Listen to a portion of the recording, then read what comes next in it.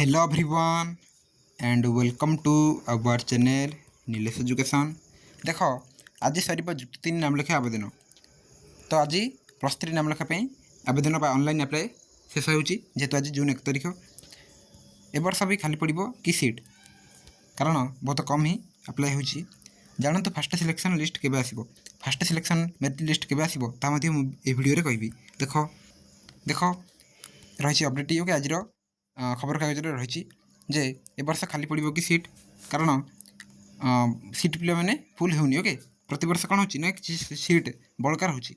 देख ये सीट 2,76,000 आवेदन कर 2,48,000 आहरी 20 ରୁ 30,000 सीट रही।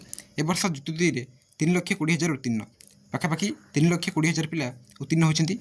पाठ छाड़ुंट ना साधारण शिक्षार मुह मोड़ुंट शिक्षार्थी कारण समस्त कौन +3 करेंगे कि ना बहुत पिला बीटेक जाऊँगी, बहुत पिला डिप्लोमा ITI जाऊँगी, बहुत पिला अलग कोर्स पढ़ुं। ओके तो ये कौन हो सीट फाँका पड़ू। देन देख आउ दिनक पर मैंने आज ओके जून 1 +3 नाम लेखा आवेदन समय सीमा शेष हो। नेक्स्ट रही कौन ना ए सुधा रही सीट कम आवेदन मिली।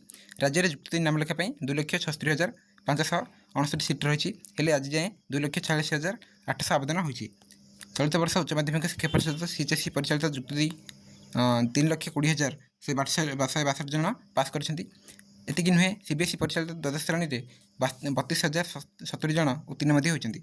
मोट 3,52,000 उत्तीर्ण सत्वे एत कम संख्यक कहीं आवेदन हो चिंतार विषय पलटि। पिलाने पाठ छाड़ुंट ना साधारण शिक्षार मुह मोड़ुंट ताबे प्रश्नबाजी हो। सूचनायोग्य गत 20 तारिख जुक्त 3 +3 नाम लेखा शेष तारीख थी मे 20 तारिख किंतु ताकू सरकार कौन कर बढ़े जून 1 पर्यंत नहीं। आवेदन सीट्र अधा पिला आवेदन करन। CHSE परिचालित जुक्त 2 परीक्षा फल प्रकाश न पाइबार कारण आवेदनकारी संख्या कम बोली आशंका करागला। यापर आवेदन समय सीमा को उच्च शिक्षा विभाग हायर एजुकेशन डिपार्टमेंट कौन करते ना जून 1 तारिख को वृद्धि करते।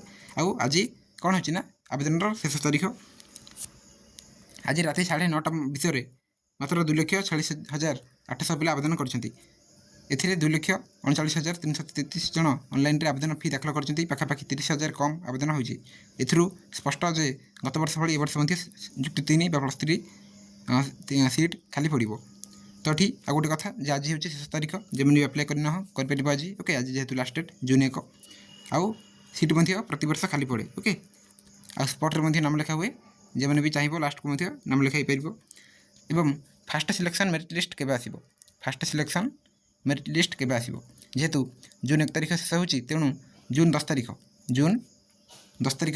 ओके जून 10 तारिख जहाँ भी अपडेट मो पाखे अच्छी जून 10 तारिख सुधा तुम आसीज। ओके 10 तारिख कि 10 तारिख पर तो तुम फास्ट सिलेक्शन मेरिट लिस्ट आसो समस्त जाकि कॉलेज एडमिशन करने राइट जॉइनिंग कर।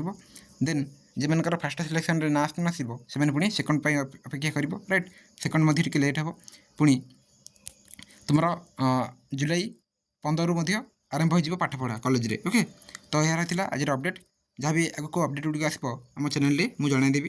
वीडियो को एंड करेंगे। Thank you.